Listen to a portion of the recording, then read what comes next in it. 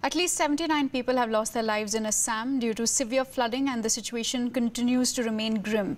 Over 27 lakh people have been affected in 26 districts, and at least 47,000 people are in relief camps. The NDRF and the SDRF continue to aid relief and rescue operations. Large swathes of Kaziranga National Park, home to the one-horned rhino, continue to be inundated. Prime Minister Modi today spoke to the Assam Chief Minister Sarbanand Sonowal and assured all support to the state in tackling the crisis.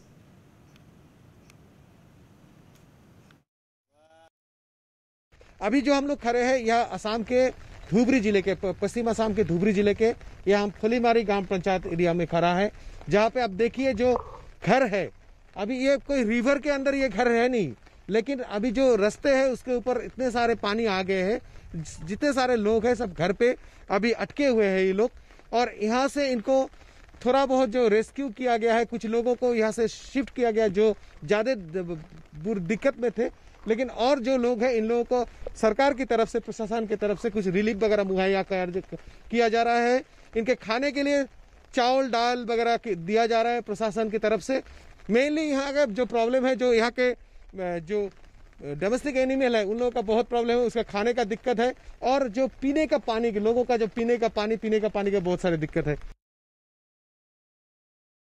हम इस वक्त तस्वीरें दिखा रहे हैं Naugaon district की, और Naugaon district में बांध के कारण अभी दिखा जा रहा है कि नौगांव की बोरकोला, सीख विलेज हो या दक्षिण पात, कामपुर, ये सब जगहों में दिखा जा रहा है कि जो बहुत ज़्यादा नुकसान हुआ है। और अभी हम कैमरा पर्सन हेमंत दिखा रहे हैं तस्वीरें, जो जितने भी लोग हैं वो लोग आके अभी रिलीफ कैंप पे शेल्टर ले रहे हैं। और जो अभी दिखा जा रहा है कि कोपिली और निशारी नदी के कारण नौगांव जिले की बहुत सारी जगहों पे काम अभी दिखा जा रहा है बाढ़ में बहुत नुकसान हुआ है, किसानों की बहुत नुकसान है, किसानों के खेत की पूरी तरह से नुकसान हुआ है। और दिखा जा रहा है कि 2060 की बात, ये बहुत भयंकर बाढ़ आया है यहाँ पे। और असम की जो काजीरंगा हो, असम की अपर असम, लोअर असम और ये जो मिडिल असम, सभी जगहों में इसमें बाढ़ के कारण बहुत ज़्यादा नुकसान हुआ है, बहुत सारे लोगों की मौत हुए हैं।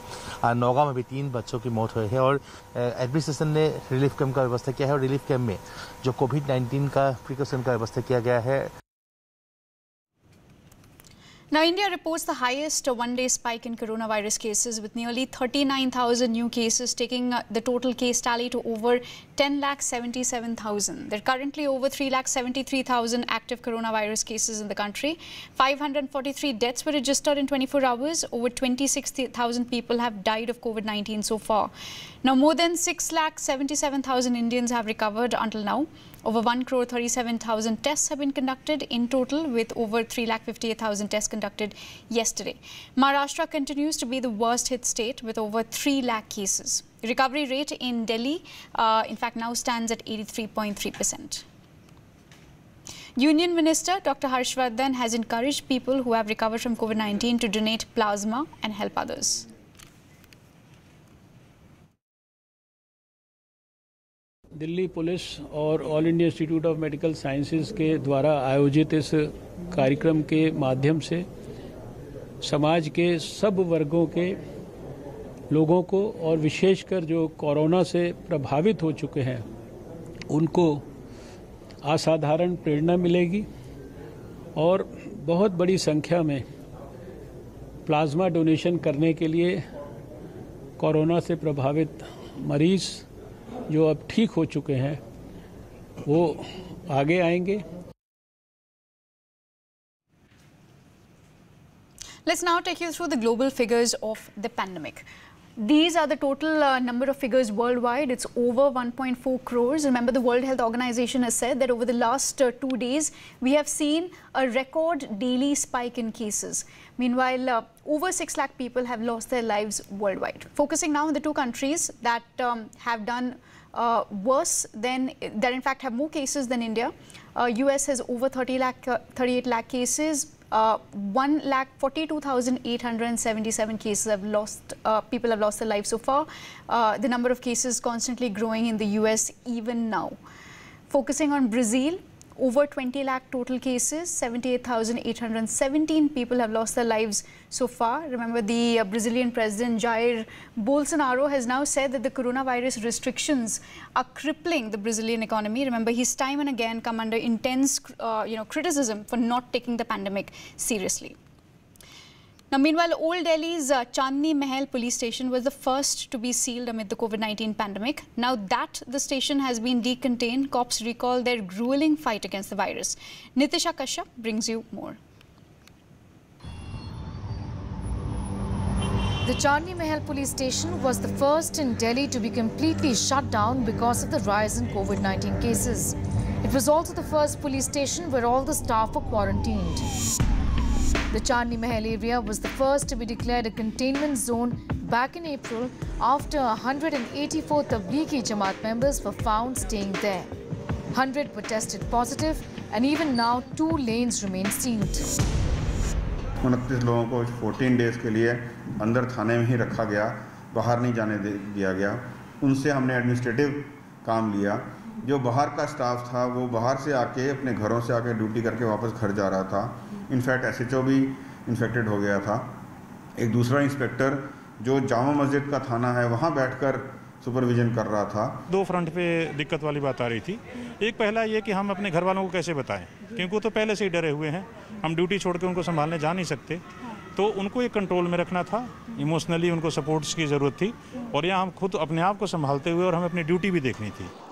Senior police officers took the initiative and started making calls to family members. Regular उनकी हमने कंसल्टेशन करवाई, वेबिनार्स करवाए, डॉक्टर से कंसल्टेशन करवाई, साइकोलॉजिस्ट से हमने कंसल्टेशन करवाई। दूसरे और तमाम हमने एफर्ट्स किए। हमने खुद जाके उन लोगों से बात की। हमारे इन हाउस हमने एक ACP नियुक्त किया जो मॉर्निंग में लेडी CAW सेल की ACP हैं, वो उनकी फैमिली से बात करती थी। और एक कॉन्फिडेंस इंस्टिल करने के लिए PHQ लेवल पे भी एक सेल बना। After the police station was decontained, cops were given a grand welcome. To encourage them, the DCP started Cop of the Month, where one police officer is publicly lauded for his or her service. The actual challenge in these congested lanes is to ensure people wear masks and maintain social distancing. आप लोगों को सूचना मिलती है तो फौरन police व ambulance को सूचना दें और मोटरसाइकिल व स्कूटर पर हजूल में लोग बाग ना घूमें। अगर ऐसा करते पाए तो आपके खिलाफ कानूनी कार्रवाई की जाएगी। The police have initiated a campaign called Do Gaj Ki Duri, keeping strict vigil with drones and CCTV cameras, using announcements, posters, banners, and even a scarecrow to spread awareness. Apart from various campaigns, the police is also taking stringent actions. In fact, in Chandni Mahal alone, the police have registered some 200 FIRs against people who are not following the social distancing norms or who are not wearing a mask. In fact, the police have also fined some 315 violators. All this is for our safety. So wear a mask, maintain social distance and be safe. With Vijay Pramod and Rajesh Bhardwaj in Delhi, I am Nitisha Kashyap for CNN News 18.